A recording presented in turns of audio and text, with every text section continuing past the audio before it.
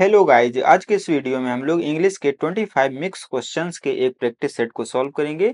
ये सभी questions moderate level के हैं, ना तो बेसिक है ना ही एडवांस लेवल के क्वेश्चंस हैं। तो आप किसी भी टाइप के एग्जाम की तैयारी कर रहे हैं, आप सभी के लिए यह वीडियो हेल्पफुल रहेगा। तो चलिए हम बिना टाइम वेस्ट किए क्वेश्चंस की ओर बढ़ते हैं। फर्स्ट क्वेश्चन है at the drop of a hat. इसका मतलब क्या हुआ? तो इस इडियम का मतलब होता है विदाउट एनी डिले। डिले यानी कि थोड़ा सा भी डिले किए बिना, एकदम तुरंत ही, यानी कि बिना किसी हेजिटेशन के, बिना किसी हिचकिचाहट के तुरंत ही कोई काम कर देना। आप इसको किस तरह से याद रख सकते हैं? हैट मतलब हो गया टोपी, यानी कि टोपी जैसे ही ड्रॉप होती है, गिरती है, उसे हम तुरंत ही उठा लेते हैं, बिना डिले किए उठा लेते हैं, बिना किसी हेजिटेशन के उसको हम क्या कर लेते हैं? हैट को उठा लेते हैं। इस तरह से हम उसको क्या कर सकते हैं? याद रख सकते हैं। At the drop of a hat यानी कि टोपी की गिरते ही, यानी कि बिना किसी हेजिटेशन के, बिना किसी डिले किए, यानी कि बिना कोई देरी किए। ठीक है। सेकंड नंबर क्वेश्चन है Priya is fond blank reading novels. यानी कि प्रिया जो है वो फॉन्ड है, शौकीन है किस चीज का? नॉवेल्स पढ़ने का वो शौकीन है। तो नॉवेल्स पढ़ने का शौकीन है, का के सेंस में हम क्या यूज करते हैं? ऑफ का उपयोग करते हैं। और आप इस तरह से भी याद रख सकते हैं कि फॉन्ड वर्ड जो है ये अपने साथ फिक्स्ड प्रीपोजिशन ऑफ लेता है। फॉन्ड ऑफ समथिंग, यानी कि सी नंबर इस क्वेश्चन का आंसर हो जाएगा। ठीक है। थर्ड नंबर क्वेश्चन है this frog can't jump high because blank leg is broken. यानी कि यह फ्रॉग जो है, यह मेढक जो है वो हाई जंप नहीं कर सकता। क्यों? क्योंकि इसका पैर जो है वो टूटा हुआ है। किसका पैर टूटा हुआ है? फ्रॉग का पैर टूटा हुआ है।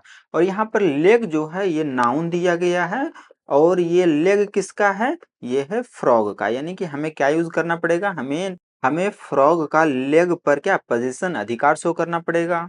और अधिकार शो करने के लिए हम क्या उपयोग करते हैं? तो एक तो हम पजेसिव एडजेक्टिव का उपयोग करते हैं, नहीं तो पजेसिव प्रोनाउन का उपयोग करते हैं। बस कंडीशन ये है कि एडजेक्टिव के बाद आपको नाउन दिया रहेगा और प्रोनाउन के बाद आपको नाउन नहीं दिया रहेगा। एक कंपैरिजन के रूप में हम माई की बात करें तो माई के साथ आपको कार लिखना पड़ेगा, और पजेसिव प्रोनाउन हो गया माइन, तो माइन के साथ आपको कार लिखने की जरूरत नहीं है। यहाँ पर लेग की बात करें तो ये नाउन लिखा है, यानी कि हमें पजेसिव एडजेक्टिव का इस्तेमाल करना पड़ेगा, और यहाँ पे इट के फॉर्म लिखे हुए हैं। अब फ्रॉग की बात करें तो फ्रॉग जो है ये एक एनिमल है, और एनिमल के लिए हम इट का इस्तेमाल करते हैं, ना कि हिज या हर का। तो यहाँ पर इट्स लिखें कि इट इज लिखें। अब अधिकार शो करना है तो आप पजेसिव एडजेक्टिव इट का जो है वो इट्स बनता है, ना कि इट इज बनता है। बी नंबर कैंसिल हो गया, ए नंबर इस क्वेश्चन का आंसर हो जाएगा। ठीक है। फ्रॉग का पैर टूटा, यानी कि फ्रॉग को हम इट मानेंगे, और इसका पैर यानी कि इट्स, इसका राइट आंसर हो जाएगा। फोर्थ नंबर क्वेश्चन है the teacher has given to us many assignments. तो इसका आंसर आप लोग सोच लीजिए, उसके बाद आप अपना आंसर मिला लीजिएगा। तो यदि आप लोगों ने इस क्वेश्चन का आंसर ऑप्शन नंबर बी सोचा है तो आप लोग सही हैं। चलिए इसके पीछे का रीजन समझते हैं। तो पर्टिकुलर टीचर की बात की जा रही है जिसने असाइनमेंट दिया है। तो किसी स्पेसिफिक टीचर ने असाइनमेंट दिया है, तो दा तो बिल्कुल ठीक लगा है। इसके अनुसार जो है हैज सिंगुलर वर्ब भी ठीक यूज किया, हैज के साथ वर्ब का थर्ड फॉर्म भी ठीक है। To us many assignment, assignments की बात करें तो ये प्लूरल है, काउंटेबल भी है, तो मेनी डिटरमिनर भी ठीक लगा है। यहाँ पर इसने टू अस गलत लगाया। यदि हम बात करें गिव वर्ड की, तो इसके बाद यदि आप इनडायरेक्ट ऑब्जेक्ट लिख रहे हैं तो आपको वहां पर टू लगाने की जरूरत नहीं है। ठीक है। गिवेन अस आप डायरेक्ट लिख देंगे। लेकिन यदि आप इस इनडायरेक्ट ऑब्जेक्ट को डायरेक्ट ऑब्जेक्ट के बाद लिख रहे हैं तब आप टू अस लगा सकते हैं। इस सेंटेंस को हम दूसरे तरीके से ऐसे भी लिख सकते हैं, the teacher has given many assignments to us. यानी कि टू अस को यदि हम बाद में लेके जाएंगे तो सेंटेंस बिल्कुल सही हो जाएगा। तो यहाँ पर टू अस क्या है? ये है इनडायरेक्ट ऑब्जेक्ट। तो इनडायरेक्ट ऑब्जेक्ट को हम कैसे पहचानेंगे? तो जो लिविंग पर्सन्स होते हैं, यानी कि सजीव की बात किया जाए तो वो हो जाएगा इनडायरेक्ट ऑब्जेक्ट, और निर्जीव यानी कि नॉन लिविंग थिंग्स की बात किया जाए तो वो डायरेक्ट ऑब्जेक्ट होगा। ठीक है। तो यदि गिवन के बाद यदि आप इनडायरेक्ट ऑब्जेक्ट लिख रहे हैं, यानी कि किसी पर्सन की बात कर रहे हैं, तब आपको टू लगाने की जरूरत नहीं है, यानी कि बी पार्ट में इसने इरर किया है। फिफ्थ नंबर क्वेश्चन में हमें एंटोनिम बताना है किस वर्ड का? मूविंग वर्ड का। मूविंग मतलब होता है चलायमान, यानी कि कोई चीज मूविंग है, यानी कि वो चलता हुआ है। ठीक है। तो इसका राइट आंसर क्या होगा? तो लास्ट ऑप्शन की बात करें मार्किंग। मार्किंग मतलब होता है किसी चीज को मार्क करना, यानी कि चिन्हित करना। तो मार्किंग इसका राइट आंसर नहीं होगा। नेक्स्ट ऑप्शन है टाइम्ड। टाइम्ड मतलब होता है निश्चित समय का, यानी कि कोई चीज टाइमली है, टाइम्ड है, तो ये भी इसका आंसर नहीं होगा। नेक्स्ट ऑप्शन है पासेज। पासेज मतलब होता है रास्ता या मार्ग यानी कि वे, तो यहाँ पर रास्ता भी इसका राइट आंसर नहीं होगा। स्टेडी मतलब होता है स्थिर, यानी कि कोई चीज क्या है, मूव नहीं कर रहा है, वो चीज मूविंग नहीं है, तो यहाँ पर तो हमें उल्टा ही पूछा गया, तो स्टेडी इस क्वेश्चन का आंसर हो जाएगा। ठीक है। 6 नंबर क्वेश्चन है we must comply blank the rules of the school, यानी कि हमें अवश्य ही पालन करना चाहिए स्कूल्स के जो भी रूल्स हैं स्कूल के, उसे हमें कंप्लाई करना चाहिए, पालन करना चाहिए। तो यहाँ पर स्कूल के रूल्स का सेंस आ रहा है, और यदि आपने इसमें ऑफ का उपयोग किया तो ये गलत हो जाएगा, क्योंकि इसका राइट आंसर जो है वो विथ होगा। क्यों? क्योंकि कंप्लाई वर्ड जो है ये अपने साथ फिक्स्ड प्रीपोजिशन विथ लेता है, आपको इस बात को याद रखना है। तो क्या याद रखना है? Comply with rules. 7th number question है हिट द बुक्स। इस ईडियम का मतलब क्या हो गया? तो हिट द बुक्स मतलब होता है बहुत कड़ी मेहनत करना, कड़ी मेहनत करके पढ़ाई करना। ठीक है, टू स्टडी हार्ड इस क्वेश्चन का आंसर हो जाएगा। अब इसको याद रखने का ट्रिक क्या है? तो मान लीजिए कि आपने बुक्स उठाया और उसको अपने सर से हिट कर लिया, यानी कि सर पे पटक दिया। आप ऐसा कब करेंगे? जब आप खूब मेहनत कर रहे हो और उस किताब में जो भी इंफॉर्मेशन है वो ऐसा फ्रस्ट्रेट होकर कर रहे हो कि पूरी की पूरी नॉलेज जो है मेरे सिर में आ जाए, तो आप हिट द बुक करेंगे, यानी कि खूब मेहनत कर रहे हैं और उसका सारा इन्फॉर्मेशन जो है आप अपने सर में लेना चाह रहे हैं, यानी कि सर पे उसको क्या कर रहे हैं? हिट कर रहे हैं। ठीक है, इस तरह से आप इसको याद रख सकते हैं। बी नंबर इस क्वेश्चन का आंसर हो जाएगा। 8th नंबर क्वेश्चन है a blank mountains blocked the way, यानी कि रास्ते को माउंटेन्स ने ब्लॉक कर दिया। तो माउंटेन्स का जो ग्रुप होगा, माउंटेन्स का जो कलेक्टिव फॉर्म होगा, उसे हम क्या बोलेंगे? तो फर्स्ट ऑप्शन है बंच। बंच मतलब होता है गुच्छा, ये जनरली जो है कीज के लिए, चाबियों के लिए यूज होता है, ग्रेप्स के लिए यूज होता है, तो ये इसका आंसर नहीं होगा। क्लस्टर का उपयोग हम जनरली स्टार्स के लिए करते हैं, क्लस्टर्स स्टार्स के ग्रुप को हम क्लस्टर बोलते हैं, तो ये इसका क्लस्टर फिर से रिपीट कर दिया है। रेंज जो है, रेंज का इस्तेमाल हम माउंटेन्स के लिए करते हैं, यानी कि पर्वत की जो श्रेणियां होती हैं उसके लिए हम रेंज वर्ड का यूज करते हैं, तो माउंटेन्स का कलेक्टिव फॉर्म रेंज हो जाएगा। ठीक है।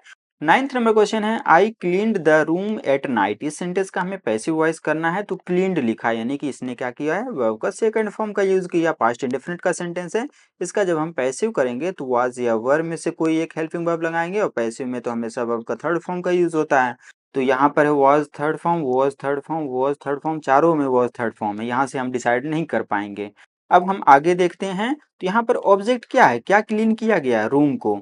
ये है ऑब्जेक्ट। कब क्लीन किया गया? तो रात में। तो ये तो हो गया अदर वर्ड, तो इसे तो हम आगे करेंगे नहीं, अदर वर्ड को हमें आगे करना है ऑब्जेक्ट को, तो द रूम आगे आ जाना चाहिए। यहाँ पर इसने अदर वर्ड को आगे कर दिया पैसिव में, ये गलत हो गया। आई का बाई मी हो जाएगा, यहाँ भी है बाई मी, यहाँ भी है बाई मी। अब अदर वर्ड को हम लास्ट में लिख देंगे एट नाइट, ये तो बिल्कुल सही लग रहा है बी नंबर। सी की बात करें, द रूम वॉज क्लीन्ड, पहले अदर वर्ड लिख दिया फिर बाय मी लिखा, ये भी सही है, लेकिन यहाँ पर इसने छोटा सा मिस्टेक किया कि इसने क्वेश्चन मार्क लगा दिया। अदर वर्ड को आप चाहें तो बीच में भी लिख सकते हैं, उसके बाद बाय लगा के लिख सकते हैं, चाहे तो अदर वर्ड को आप लास्ट में भी लिख सकते हैं, उससे कोई दिक्कत नहीं है, तो दोनों सही हो जाता है यदि ये क्वेश्चन मार्क नहीं लगाता। सेंटेंस चूंकि अफर्मेटिव का है तो इसका वॉइस भी तो अफर्मेटिव का ही बनना चाहिए, तो हम क्वेश्चन मार्क क्यों लगाएंगे? ये कैंसिल हो गया। अब यहाँ पर इसने एट नाइट को ही मिस कर दिया, जब ये अदर वर्ड को आप क्यों छोड़ेंगे? तो ये भी कैंसिल हो गया, बी नंबर इस क्वेश्चन का आंसर है। ठीक है। 10th नंबर क्वेश्चन है one who settles in other country, one word. हमें वन वर्ड सब्स्टिट्यूट करना है, सेंटेंस लिखा हुआ है वैसा पर्सन जो सेटल हो गया किसी दूसरे कंट्री में, उसके लिए हम वन वर्ड कौन सा यूज करेंगे? फर्स्ट ऑप्शन है ट्रेवलर। ट्रेवलर मतलब होता है यात्री, यानी कि वैसा पर्सन जो एक प्लेस से दूसरे प्लेस पर हमेशा ट्रेवल करते रहता हो, ये शॉर्ट पीरियड के लिए, कम समय के लिए एक स्थान पर ठहरता हो। यहाँ पर तो कहा गया सेटल हो गया, होती है, इसका आंसर नहीं होगा। नेक्स्ट ऑप्शन है रेजिडेंट। रेजिडेंट मतलब होता है निवासी, यानी कि कोई पर्सन कहीं का परमानेंटली निवासी है, वो वहाँ का रेजिडेंट है। ठीक है, तो यहाँ पर सेटल होने की बात की गई है, निवासी होने की बात नहीं की गई, ये भी कैंसिल हो गया। नेक्स्ट ऑप्शन है रिफ्यूजी। रिफ्यूजी मतलब होता है शरणार्थी, यानी कि वैसा पर्सन जिसको फोर्स किया गया हो, या ऐसा पर्सन जो किसी तरह से अपने कंट्री से भाग कर निकल गए हों, दूसरे कंट्री में बस गए हों, वो रिफ्यूजी कहलाएंगे। ठीक है, यानी कि किसी दूसरे कंट्री में जाके चोरी छिपे रहना, वहाँ की आपको सिटीजनशिप नहीं मिली है, तो आप उस कंट्री के लिए क्या कहलाएंगे? रिफ्यूजी कहलाएंगे, तो ये भी इसका आंसर नहीं होगा। नेक्स्ट वर्ड है इमिग्रेंट। इमिग्रेंट मतलब होता है प्रवासी, यानी कि वैसा व्यक्ति जो किसी फॉरेन कंट्री में परमानेंटली बस गया हो, तो उसे हम इमिग्रेंट ही बोलेंगे। डी नंबर इस क्वेश्चन का आंसर हो जाएगा। क्वेश्चन में भी यही कहा गया है, वैसा पर्सन जो दूसरे कंट्री में बस गया हो। ठीक है। 11th नंबर क्वेश्चन है linguistics blank the scientific study of language. तो इसमें हम कौन सा वर्ब यूज करें? तो यदि आपने इसमें यस देखकर इसको प्लूरल समझने की गलती की तो आप लोग गलत हैं, क्योंकि लिंग्विस्टिक्स की बात करें तो ये ठीक फिजिक्स मैथमेटिक्स के जैसा ही एक फील्ड है जिसमें लिंग्विस्टिक्स में हम लैंग्वेज की स्टडी करते हैं। तो लिंग्विस्टिक्स जो है ये एक टाइप का फील्ड है, साइंटिफिक स्टडी किया जाता है इसमें किस चीज का? तो लैंग्वेज का।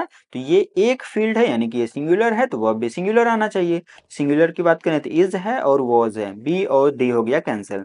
अब लिंग्विस्टिक्स जो है वो स्टडी ऑफ लैंग्वेज है, अभी भी है। ऐसी बात नहीं कि केवल पास्ट में थी ये यहाँ पर इसमें जो है सेंस गलत आ रहा है वॉज लगाने पर, ये भी कैंसिल हो गया। ए नंबर इस क्वेश्चन का आंसर हो जाएगा। हम यहाँ पर प्रेजेंट टेंस का वर्ब का यूज करेंगे, ठीक है। Linguistics is the scientific study of language. 12th number question है his ideas are quite controversial. इस सेंटेंस में हमें पार्ट्स ऑफ स्पीच बताना है, किसका? क्वाइट का। सबसे पहले हम हिज की बात करें तो ये आइडियाज के बारे में एक्स्ट्रा इन्फॉर्मेशन दे रहा है, यानी कि ये एडजेक्टिव है। कौन सा एडजेक्टिव है? तो ये है पजेसिव एडजेक्टिव। आइडियाज हो गया नाउन, जो कि प्लूरल नाउन लिखा गया है। अब ये प्लूरल है तो इसके साथ ये वर्ब भी प्लूरल है। अब यदि कंट्रोवर्शियल की बात करें तो आइडियाज उसके कैसे हैं? कंट्रोवर्शियल है, यानी कि आइडियाज के बारे में एक्स्ट्रा इन्फॉर्मेशन दिया तो ये कंट्रोवर्शियल क्या हो गया? नाउन के बारे में एक्स्ट्रा इन्फॉर्मेशन देने वाले वर्ड को हम एडजेक्टिव बोलते हैं। अब वो कंट्रोवर्शियल तो है, वो कितना है? वो बहुत ज्यादा कंट्रोवर्शियल है, यानी कि ये क्या कर रहा है? क्वाइट वर्ड एडजेक्टिव को मॉडिफाई कर रहा है। और एडजेक्टिव या वर्ब या अनदर एडवर्ब को मॉडिफाई करने वाले वर्ड को हम क्या बोलते हैं? एडवर्ब बोलते हैं। सी नंबर क्वेश्चन का आंसर हो जाएगा। एडजेक्टिव को मॉडिफाई करने वाले वर्ड को हम एडवर्ब बोलेंगे, ठीक है। 13 नंबर क्वेश्चन है विच इज अ नाउन, यानी कि कौन सा वर्ड जो है वो नाउन है। डांस की बात करें तो ये तो वर्ब है। डांसिंग की बात करें तो ये भी नाउन की तरह ट्रीट कर सकता है जब ये जीरंड फॉर्म में आएगा। यदि हमें कोई अदर ऑप्शन नहीं मिलेगा तो हम इसी को टिक करेंगे। तो देखते हैं कि कोई अदर ऑप्शन मिल रहा है कि नहीं। डांसर, डांसर मतलब हो गया नाचने वाला। तो नाचने वाला यानी कि काम करने वाला कोई पर्सन ही होगा, यानी कि पर्सन मतलब वो नाउन। परफेक्टली नाउन मिल गया, इसी को हम टिक करेंगे। डांस्ड की बात करें तो ये वर्ब का थर्ड फॉर्म या सेकंड फॉर्म है, ये भी कैंसिल हो गया। 14 नंबर क्वेश्चन है the train past blank a tunnel, यानी कि ट्रेन जो है वो गुजरी, कहाँ से गुजरी? तो टनल से होते हुए गुजरी। जैसा कि ये इमेज में आप लोग देख सकते हैं कि ट्रेन जो है वो टनल से होकर गुजर रही है। तो कहीं से होकर कोई चीज गुजरती है तो से होकर के सेंस में हम क्या यूज करते हैं? तो थ्रू का उपयोग करते हैं। थ्रू मतलब होता है से होकर, तो से होकर थ्रू इस क्वेश्चन का आंसर हो जाएगा। The train past through a tunnel. 15 number question में हमें एरर फाइंड आउट करना है। सेंटेंस लिखा हुआ the childrens are playing in the garden now, यानी कि अभी खेल रहे हैं, प्रेजेंट टाइम में खेल रहे हैं। तो प्रेजेंट कंटीन्यूअस टेंस का यूज करेंगे। प्रेजेंट कंटीन्यूअस टेंस में हम is am are I N G का ही यूज करते हैं। सेंटेंस तो बिल्कुल सही लग रहा है। यहाँ इसने जो है द चिल्ड्रंस ही गलत लिख दिया। द तो ठीक लगा, खास बच्चों की बात हो रही है, लेकिन चिल्ड्रंस ये वर्ड ही गलत है। चिल्ड्रंस नामक कोई भी वर्ड इंग्लिश में नहीं है। यदि आप एक बच्चे की बात कर रहे हैं तो चाइल्ड लिखिए, और यदि आप एक से ज्यादा की बात कर रहे हैं तो आप चिल्ड्रन लिखिए। ये ऑलरेडी प्लूरल हो गया, इसमें यस लगाने की गलती आपको नहीं करना है। यहाँ पर इसने चिल्ड्रंस गलत लिखा है। ए नंबर इस क्वेश्चन का आंसर हो जाएगा। 16 नंबर क्वेश्चन है if you blank hard you will succeed, यानी कि यदि तुम कठिन परिश्रम करते हो तो तुम सफल हो जाओगे। तो ये कंडीशनल सेंटेंस है। सेकंड क्लॉज में आपको फ्यूचर दिया गया है, तो इफ क्लॉज में आपको प्रेजेंट इंडेफिनिट टेंस का यूज करना है। यू की बात करें तो यू के साथ आपको वर्ब का फिफ्थ फॉर्म का उपयोग नहीं करना है। प्रेजेंट इंडेफिनिट टेंस में वर्ब का फर्स्ट फॉर्म आता है आई वी यू दे और प्लूरल नाउन के साथ। तो यहाँ पर डी नंबर इस क्वेश्चन का आंसर हो जाएगा। 17 नंबर क्वेश्चन एसएससी के सीपीओ एग्जाम में आया था। क्वेश्चन है the war blank badly damaged the countries infrastructure, यानी कि वॉर ने, युद्ध ने बुरी तरीके से डैमेज कर दिया किस चीज को? कंट्री के इंफ्रास्ट्रक्चर को। तो वॉर ने डैमेज किया, सेंटेंस तो एक्टिव वॉइस का है, यही काम करने वाला था, इसी ने डैमेज किया इंफ्रास्ट्रक्चर को। तो एक्टिव वॉइस का है, तो एक्टिव वॉइस में तो हैज बीन, हैव बीन तो आएगा नहीं। अब वॉर की बात करें तो ये तो सिंगुलर नाउन है, तो सिंगुलर वर्ब आएगा। तो हैज इस क्वेश्चन का आंसर हो जाएगा। The war has badly damaged the countries infrastructure. 18 number question में हमें क्या करना है? इसका इनडायरेक्ट स्पीच करना है। एक सेकंड, इसको थोड़ा सा ऊपर कर देता हूँ जिससे कि सारे ऑप्शंस आपको विजिबल हों। तो क्वेश्चन है Anil said to Rita I know where everything is kept in the kitchen, यानी कि अनिल ने रीता से कहा कि मैं जानता हूं कि कहाँ पर सभी चीजें रखी गई हैं किचन में। तो सेंटेंस तो अफर्मेटिव का है, तो सेड टू बदल जाना चाहिए टोल्ड में। तो यहाँ पर है टोल्ड, पूछ तो नहीं रहा है तो आस्क्ड क्यों लगाएंगे? तो टोल्ड इसका राइट आंसर, टोल्ड वाला इसका राइट आंसर होगा। जब तक क्वेश्चन मार्क नहीं मिलेगा तब तक आपको आस्क्ड का उपयोग नहीं करना है। Anil told Rita affirmative sentence है, दैट लगना चाहिए जो कि तीनों में है। आई फर्स्ट पर्सन जो कि अनिल के अकॉर्डिंग, यानी अनिल जो है लड़का है तो ही लिखेंगे, जो कि तीनों जगह है। अब ये सेंटेंस जो है रिपोर्टिंग वर्ब यहाँ पर पास्ट में है तो अंदर के टेंस को आप बदल देंगे। यदि प्रेजेंट का मिल रहा है तो उसको आप पास्ट में कर दीजिए। आई नो, ये प्रेजेंट इंडेफिनिट टेंस हो गया, सब्जेक्ट प्लस वर्ब का फर्स्ट फॉर्म। तो प्रेजेंट इंडेफिनिट को आपको कन्वर्ट करना है पास्ट इंडेफिनिट में, और पास्ट इंडेफिनिट में हम वर्ब का सेकंड फॉर्म का उपयोग करते हैं। तो नोज तो आएगा नहीं, वर्ब का सेकंड फॉर्म ये रहा और ये रहा। हमारे पास अब बी बचा और डी बचा। वेयर तो बिल्कुल सही है, एवरीथिंग भी सही है। इज केप्ट, पूरा टेंस को बदलिए, इज का भी पास्ट करना पड़ेगा क्योंकि रिपोर्टिंग वर्ब पास्ट में है। तो इज का पास्ट तो वॉज हो जाना चाहिए, वॉज या वर। तो यहाँ पर है ये तो कैंसिल था ही, तो यहाँ पर इसने वॉज या वर नहीं किया, डी में किया है। डी नंबर इस क्वेश्चन का आंसर हो जाएगा। ठीक है, Anil told Rita that he knew where everything was kept in the kitchen. D number इस क्वेश्चन का आंसर है। 19 नंबर क्वेश्चन है, each one of the participants in the annual function blank and applause. तो सेंटेंस का मतलब हुआ कि एनुअल फंक्शन में हर एक पार्टिसिपेंट्स जो है वो तालियों का क्या है, भागीदार है। पार्टिसिपेंट्स में से हर एक, ईच वन जो है वो अप्लाउज का भागीदार है। पार्टिसिपेंट्स में से हर एक, इंडिविजुअल पर्सन की हम बात कर रहे हैं। जब भी सेंटेंस में आपको ईच या एवरी मिलता है वहां पर जो वर्ब यूज होता है वो हमेशा सिंगुलर फॉर्म में यूज होता है। तो बिकम तो फर्स्ट फॉर्म प्लूरल फॉर्म में रहता है। डिजर्व्स प्रेजेंट इंडेफिनिट टेंस में यदि आप फिफ्थ फॉर्म का उपयोग कर रहे हैं तो ये सिंगुलर है। इज सिंगुलर है, हैव प्लूरल हो गया। अब हमें डिसाइड करना है बी और सी में। तो ये डिजर्व कर रहे हैं, सुनने में ये भी बढ़िया लग रहा है, डिजर्व करता है ये भी बढ़िया लग रहा है। लेकिन इस क्वेश्चन में हम प्रायोरिटी जो है ऑप्शन नंबर बी को देंगे, सी यहाँ पर इसका राइट आंसर नहीं होगा। डिजर्व कर रहा है तालियों का, लग रहा है बढ़िया सुनने में, लेकिन ये जनरल फैक्ट है। प्रेजेंट टाइम में हम काम के कंटिन्यू होने का सेंस नहीं दे रहे हैं। तो ये सेंटेंस जो है वो जनरल स्टेटमेंट है। हम ये बता रहे हैं कि ये लोग डिजर्व करते हैं तालियां, तो डिजर्व करते हैं बोलेंगे, डिजर्व कर रहे हैं इसलिए सही नहीं होगा क्योंकि ये काम प्रेजेंट में कंटिन्यू होने का हम सेंस नहीं दे रहे हैं, इस वजह से सी इसका राइट आंसर नहीं होगा। ठीक है, बी नंबर ही हम चूज करेंगे। 20 नंबर क्वेश्चन है, select the most appropriate antonym of the word demolish. Demolish करना मतलब होता है नष्ट कर देना, डिस्ट्रॉय कर देना या टीयर डाउन कर देना। ठीक है, यानी कि तोड़ फोड़ कर देना, डेमोलिश कर देना, एकदम ध्वस्त कर देना। तो इसका उल्टा क्या होगा? फर्स्ट ऑप्शन है इन्फीरियर। इन्फीरियर मतलब होता है लो क्वालिटी का, अच्छा नहीं है कोई चीज, इन्फीरियर है घटिया क्वालिटी का है। तो यहाँ पर डेमोलिश का उल्टा ये नहीं होगा। नेक्स्ट ऑप्शन है अनाइलेट। अनाइलेट मतलब होता है नष्ट कर देना, डिस्ट्रॉय कर देना। तो ये तो सेम मीनिंग दे रहा है, हमें उल्टा पूछ रहा है, तो ये जो है सिनोनिम हो जाएगा, एंटोनिम नहीं होगा। नेक्स्ट ऑप्शन है फैब्रिकेट। फैब्रिकेट करना मतलब होता है निर्माण करना, यानी कि कंस्ट्रक्ट करना है, बिल्ड करना। यहाँ पर डिस्ट्रॉय कर देना, बिल्ड कर देना, उल्टा मीनिंग दे रहा है, ये इस क्वेश्चन का आंसर हो जाएगा क्योंकि हमें एंटोनिम ही पूछा गया है। नेक्स्ट ऑप्शन है अनमेथोडिकल। अनमेथोडिकल मतलब होता है अव्यवस्थित, यानी कि बढ़िया तरीके से नहीं है, डिसऑर्गेनाइज्ड तरीके से है। 21 नंबर क्वेश्चन है, the small shop is located at the end of the road is. यानी कि छोटी सी दुकान जो कि रोड के एंड में है वो किसकी है? वो मेरी है। तो अधिकार शो करने के लिए हम पजेसिव एडजेक्टिव का इस्तेमाल करेंगे, नहीं तो पजेसिव प्रोनाउन का इस्तेमाल करेंगे। यदि आप एडजेक्टिव यूज करना चाहते हैं तो इसके बाद आपको नाउन लिखा होना चाहिए था, नाउन तो नहीं लिखा, यानी कि एडजेक्टिव वाला कैंसिल हो गया। आवर की बात करें तो वी का जो है ये आवर पजेसिव एडजेक्टिव है, माई भी पजेसिव एडजेक्टिव है, देयर भी पजेसिव एडजेक्टिव है, जबकि माइन जो है ये पजेसिव प्रोनाउन है। माइन को अपने बाद नाउन की जरूरत नहीं है, क्वेश्चन में भी नाउन नहीं लिखा है, तो माइन ही इस क्वेश्चन का आंसर हो जाएगा। यदि आप माई लिख रहे हैं तो माई शॉप लिखना पड़ेगा, मेरी दुकान, दुकान आपको लिखना कंपलसरी है। 22 नंबर क्वेश्चन है, he said to me where are you going. इस सेंटेंस का हमें इनडायरेक्ट करना है। तो सेंटेंस में क्वेश्चन मार्क लगा हुआ है, यानी कि हम पूछ रहे हैं, तो सेड टू को आस्क्ड में कन्वर्ट करना पड़ेगा, जो कि ऑप्शन बी में है और किसी में नहीं है, सब के सब कैंसिल हो गया।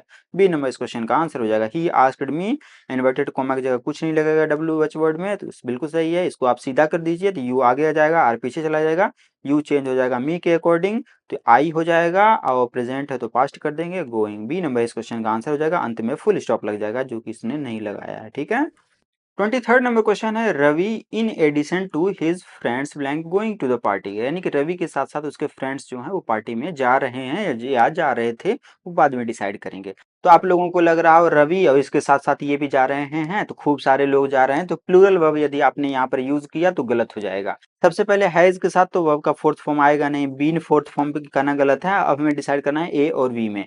तो आपको याद रखना है कि जब दो सब्जेक्ट इन एडिशन टू से जुड़ा रहेगा तब वहां पर आपको फर्स्ट सब्जेक्ट के अकॉर्डिंग वर्ब को यूज करना है। यहाँ पर रवि जो है सिंगुलर है, वो इस क्वेश्चन का आंसर हो जाएगा, और यहाँ पर इसका राइट आंसर नहीं होगा। ठीक है, 24th नंबर क्वेश्चन है, Rita is blank dancer among all, यानी कि सभी के बीच में रीता जो है वो डांसर है। तो हम क्या बोलेंगे, उन सभी के बीच में रीता जो है सबसे अच्छी डांसर है। सबसे अच्छी यानी कि सुप्रीम का सेंस देना है, और सुप्रीम के लिए हम सुपरलेटिव डिग्री का यूज करते हैं, जो कि बेस्ट है या द बेस्ट है। बेटर वाला हो गया कैंसिल, ठीक है। हम बोल रहे हैं कि इन सभी के बीच में ये रीता जो है वो सबसे अच्छी है, यानी सुप्रीम बताना है, सुपरलेटिव डिग्री।